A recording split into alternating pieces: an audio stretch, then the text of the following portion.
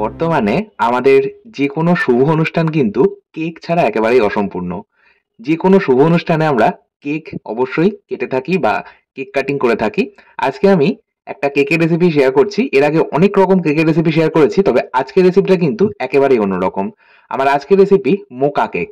এই মোকা কেক বানানো কিন্তু ভীষণ সহজ এবং খেতেও কিন্তু হয় অসাধারণ। আর আজকে আমি কেকের রেসিপিটা তো শেয়ার করবই, তার সাথে আমি ছোট্ট করে একটু কেকটা ডেকোরেশনের আইডিয়াও কিন্তু শেয়ার করব। আসুন তাহলে শুরু করা যাক আজকের ভিডিওটা। প্রথমেই তাহলে আমরা একটা পাত্রের মধ্যে নিয়ে নিলাম মেজারিং কাপ মেপে হাফ কাপ পরিমাণে হালকা গরম জল বা কুসুম গরম জল। এরই মধ্যে নিয়ে নিলাম 1/4 কাপ পরিমাণে অর্থাৎ 4 টেবিল চামচ পরিমাণে কফি পাউডার। এই কফি দিয়ে আমি এটা মিশিয়ে সাইডে সরিয়ে রাখলাম। আমাদের এখানে যে কফির মিক্সচার বা এসপ্রেসোটা ব্যবহার করব সেটা একটু ডার্ক বা একটু কড়া ব্যবহার করতে হবে। যাই হোক, এটা আমি মিশিয়ে সাইডে সরিয়ে রাখলাম। এখন একটা বড় পাত্রের মধ্যে নিয়ে নিলাম একটা ছাঁকনি। একটা ছাঁকনির মধ্যেই আমি এবার নিয়ে নিচ্ছি শুকনো উপকরণগুলো। প্রথমেই মেজারিং কাপের 4 কাপ পরিমাণে ময়দা খুব ভালো মতো চেলে নিলাম। এখন আমি ওই একই চালুন বা বড় ছাঁকনির মধ্যে নিয়ে নিচ্ছি হাফ কাপ পরিমাণে গুঁড়ো দুধ। যেহেতু এটা সম্পূর্ণ ডিম ছাড়া বা এগলেস কেক, সেই জন্য সামান্য গুঁড়ো দুধ ব্যবহার করবেন, স্বাদটা কিন্তু ভীষণ ভালো হবে। এরই মধ্যে নিয়ে নিলাম 1/3 কাপ পরিমাণে অর্থাৎ 5 থেকে 6 টেবিল চামচ পরিমাণে কোকো পাউডার। আর নিয়ে নিচ্ছি 2 টেবিল চামচ পরিমাণে বেকিং পাউডার। 2 টেবিল চামচ অর্থাৎ ছোট চা চামচের 4 চামচ বেকিং পাউডার। যেহেতু আমার কেকের পরিমাণটা বেশি, মানে দুটো কেক বানাবো, সেই জন্য কিন্তু আমি বেকিং পাউডারের পরিমাণটাও বেশি ব্যবহার করলাম। এর মধ্যে নিয়ে নিলাম 1 চা চামচ বেকিং সোডা বা খাওয়ার সোডা আর 1/4 চা চামচ লবণ। লবণ দিলে টেস্টটা ব্যালেন্স হয়। আচ্ছা, এবার আমি সমস্ত শুকনো উপকরণগুলোকে প্রথমে চেলে নিলাম। বেকিং এর কাজে আপনারা সবসময় শুকনো উপকরণগুলো চেলে নিয়ে তবেই ব্যবহার করবেন, না হলে কেক কিন্তু ঠিক মতন ফুলতে চাইবে না। যাই হোক, শুকনো উপকরণগুলো চেলে আমি সাইডে সরিয়ে রাখলাম। এখন একটা আলাদা পাত্রের মধ্যে নিয়ে নিচ্ছি মেজারিং কাপ মেপে হাফ কাপ পরিমাণে সফট বাটার, বা এখানে আপনারা মেল্টেড বাটারও কিন্তু ব্যবহার করতেই পারেন। আর সফট বাটার অর্থাৎ বাটারটা কিন্তু ঠান্ডা বাটার ব্যবহার করবে না, নর্মাল রুম টেম্পারেচারে থাকা বাটার ব্যবহার করতে হবে। এর মধ্যে দিয়ে দিলাম হাফ কাপ পরিমাণে রিফাইন্ড অয়েল। কোনো রকম ফ্লেভারফুল রিফাইন্ড অয়েল বা সাদা তেল ব্যবহার করবেন না। আপনারা চাইলে সম্পূর্ণ 1 কাপ পরিমাণে বাটার বা সম্পূর্ণ 1 কাপ পরিমাণে রিফাইন্ড অয়েল ব্যবহার করতে পারেন। তবে বাটার আর তেল যদি মিশিয়ে করা হয় তাহলে কেকের স্বাদটা বেশি ভালো হয়। আচ্ছা, বাটার আর রিফাইন্ড অয়েলটা খুব ভালো করে একটা হ্যান্ড উইস্কারের সাহায্যে মিশিয়ে নিলাম। এখন এরই মধ্যে আমি ব্যবহার করব 2 কাপ পরিমাণে পাউডার সুগার বা চিনির গুঁড়ো। আমি মিক্সিং জারে 2 কাপ পরিমাণে চিনি গুঁড়ো করে নিয়ে তারপর সেটা ব্যবহার করছি। আর যেহেতু আমার 4 কাপ ময়দা ব্যবহার করেছি, সেই জন্য কিন্তু আমি 2 কাপ চিনির গুঁড়ো ব্যবহার করছি। আর বেকিং এর কাজে সবসময় চেষ্টা করবেন চিনি গুঁড়ো করে নিয়ে ব্যবহার করার, তাহলে বেশি ভালো হয়। এখন আমি এই চিনির গুঁড়োটাকে তেল আর বাটারের সাথে খুব ভালো করে মিনিট 2 সময় ধরে মিশিয়ে নেব। খুব ভালো করে প্রত্যেকটা উপকরণ একটা একটা করে দিতে হবে আর মিশিয়ে নিতে হবে। চিনির গুঁড়োটা খুব ভালো মতো মিশে যাওয়ার পর আমি দিয়ে দিচ্ছি 2 কাপ পরিমাণে টক দই। আর এখানে কিন্তু আমি ফ্রিজের ঠান্ডা টক দই ব্যবহার করছি না। দই সবসময় আপনারা ব্যবহার করার আগে, মানে বেকিং এর কাজে বা রান্নায় ব্যবহার করার আগেও আপনারা কিন্তু অন্তত 40 থেকে 45 মিনিট অথবা 1 ঘন্টা ফ্রিজ থেকে বাইরে বের করে রাখবেন, তারপর ব্যবহার করবেন। দইটা দিয়েও খুব ভালো মতো মিশিয়ে নেওয়ার পর আমি ওই যে সবার প্রথমেই একটা এসপ্রেসো বা কফি মিক্সচার বানিয়ে রেখেছিলাম, সেটাকে 1/4 কাপ পরিমাণে ব্যবহার করছি। আমি 4 টেবিল চামচ ব্যবহার করলাম আর বাকি 1/4 কাপ আমি পরে ব্যবহার করব। আচ্ছা, এবারে এই মধ্যে দিয়ে দিচ্ছি 1 চা চামচ ভ্যানিলা এসেন্স। যেহেতু আমরা ডিমের ব্যবহার করছি না, আপনারা চাইলে ভ্যানিলা এসেন্সটা স্কিপ করতেই পারেন। ডিমের ব্যবহার করলে ভ্যানিলা এসেন্স অবশ্যই ব্যবহার করতে হয়, কারণ ডিমের যে আষ্টে গন্ধটা থাকে সেটাকে আমাদের দূর করার জন্য ভ্যানিলা এসেন্স ব্যবহার করতে হয়। আচ্ছা, এখানে আমি হাফ ইঞ্চি একটা দারচিনির টুকরো নিয়েছি, সেটা গ্রেটারে এইভাবে গ্রেট করে গুঁড়োটা দিয়ে দিলাম। দারচিনির গুঁড়ো ব্যবহার করলে ভীষণ ভালো হয় গন্ধটা। বিশেষ করে চকলেট বা কফির সাথে কিন্তু দারচিনির ফ্লেভারটা ভীষণ ভালো যায়। এই জন্যই সামান্য একটু দারচিনি গুঁড়ো ব্যবহার করলে দেখবেন স্বাদ এবং গন্ধ দুটোই কিন্তু ভীষণ ভালো হবে। সমস্তটা আমি আরো একবার ভালো মতো মিশিয়ে নিয়েছি। এবার আমি এই যে মিক্সচারটা বানালাম, সেই লিকুইড মিক্সচারটা দিয়ে দিলাম আগে থেকেই রেডি করে রাখা শুকনো উপকরণগুলোর মধ্যে। এবার আমি একটা স্প্যাচুলার সাহায্যে খুব ভালো করে এটা মিশিয়ে নেব।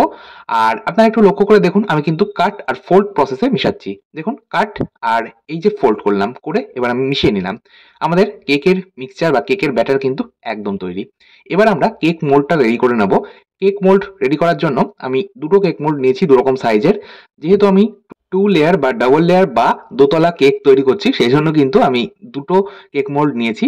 আর কেক মোল্ডের পরিবর্তে আপনারা চাইলে বাড়িতে থাকা যে কোনো স্টিল বা অ্যালুমিনিয়ামের যে পাত্র বা বাটি, সেটা আপনারা নিতে পারেন। এছাড়াও স্টিলের টিফিন বক্সের মধ্যেও কিন্তু কেক সেট করাই যেতে পারে।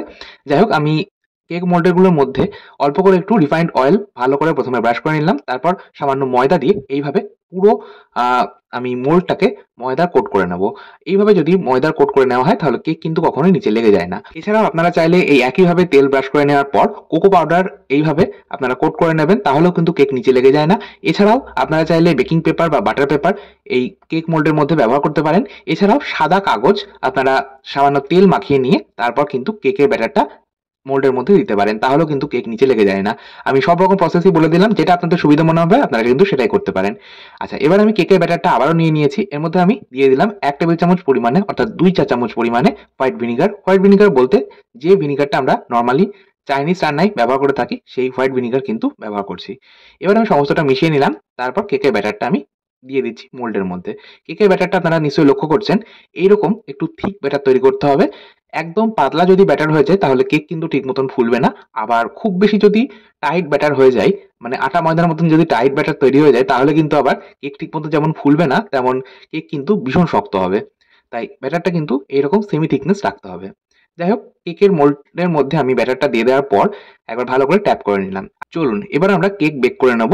আজকে আমি ওটিজি ওভেনে কেক বেক করে দেখাবো। আমি ওটিজি ওভেনটাকে 180 ডিগ্রি টেম্পারেচারে প্রথমে 10 মিনিট প্রেহিট করে নিয়েছিলাম। ওটিজি ওভেনে কেক খুব ভালো তৈরি হয়। আচ্ছা, আমি কেক মোল্ড ওটিজি ওভেনের মধ্যে দেওয়ার পর টেম্পারেচারটা 180 ডিগ্রি সেলসিয়াসেই রাখছি, আর সিলেক্টরটা মিডিয়াম রাখলাম, আর টাইমার সেট করলাম 45 থেকে 50 মিনিট। 45 মিনিটের মধ্যে কিন্তু কেক আমাদের তৈরি হয়ে যায়। এছাড়াও আপনারা চাইলে কিন্তু কড়াই বা প্রেসার কুকারেও কেক বেক করতে পারেন। এর আগে আমি কেকের ভিডিও, মানে কেকের রেসিপি যেগুলো শেয়ার করেছি, সেখানে কিন্তু প্রেসার কুকারে কিভাবে কেক বেক করতে হয় সেটার উপরও ভিডিও রয়েছে। এছাড়াও কড়াই কিভাবে কেক বেক করতে হয় তার উপরেও কিন্তু ভিডিও রয়েছে, আপনারা চাইলে একবার চেক করে নিতে পারেন। আচ্ছা, কেক আমার বেক করা হয়ে গেল। 45 মিনিট পর আমি একবার চেক করে নিলাম, একদম মাঝ বরাবর একটা টুথপিক গেঁথে নিলাম, দেখলাম একদম পরিষ্কার বেরোচ্ছে। তারপর আমি সেটা বার করে নিয়ে কেকের মোল্ডটাকে কভার করে রেখে দিলাম সম্পূর্ণ ঠান্ডা হওয়া পর্যন্ত। চলুন এবার আমরা কেকটাকে ডেকোরেট করব বা একটু সাজুগুজু করাবো, তার জন্য আমরা ক্রিম রেডি করে নেব।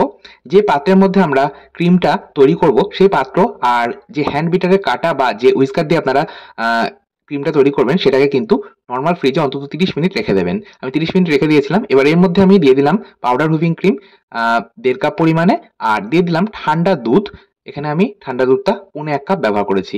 এর সাথে আমি ওই যে এসপ্রেসো যেটা আমরা সবার প্রথমে বানিয়ে রেখেছিলাম 1/4 কাপ মতো বেঁচে গেছিল, সেটা কিন্তু আমি এর মধ্যে দিয়ে দিলাম কালারের জন্য আর ফ্লেভারের জন্য।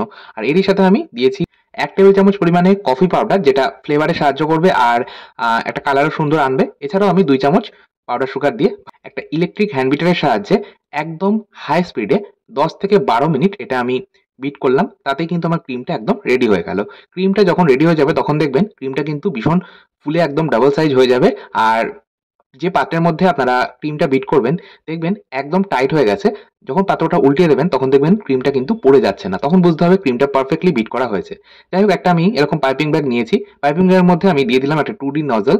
এবার আমি পাইপিং ব্যাগের মধ্যে রেডি করে রাখা হুইপিং ক্রিমটা দিয়ে আমি পাইপিং ব্যাগের মুখটা একটা রাবার ব্যান্ডের সাহায্যে আটকে নিলাম। আচ্ছা, এবার আমি কেকটা আপনাদের আনমোল্ড করে দেখাবো। কেকটা সম্পূর্ণ ঠান্ডা হওয়ার পর কিন্তু ডিমোল্ড করতে হবে, কারণ গরম অবস্থায় যদি কেক ডিমোল্ড করতে যাওয়া যায় দেখবেন কিন্তু কেক ভেঙে যাচ্ছে। তাই কেক ডেকোরেশন আর কেক মোল্ড থেকে ডিমোল্ড করতে হবে সম্পূর্ণ ঠান্ডা হওয়ার পর। দেখুন আমি কেকের মোল্ড থেকে কেকটা বার করে নিয়েছি। কেকটা কতটা ফুলেছে এবং কতটা সফট হয়েছে আপনারা দেখেই বুঝতে পারছেন। যাই হোক, এবার আমরা কেকটা ডেকোরেট করব। তার জন্য আমি প্রথমে বড় কেকটা নিয়ে নিয়েছি। এটাকে আমি একটা ছুরির সাহায্যে একদম মাঝ বরাবর খুব সাবধানে কেটে নিলাম। দেখুন কেকটা ভেতর থেকে কতটা সুন্দর তৈরি হয়েছে।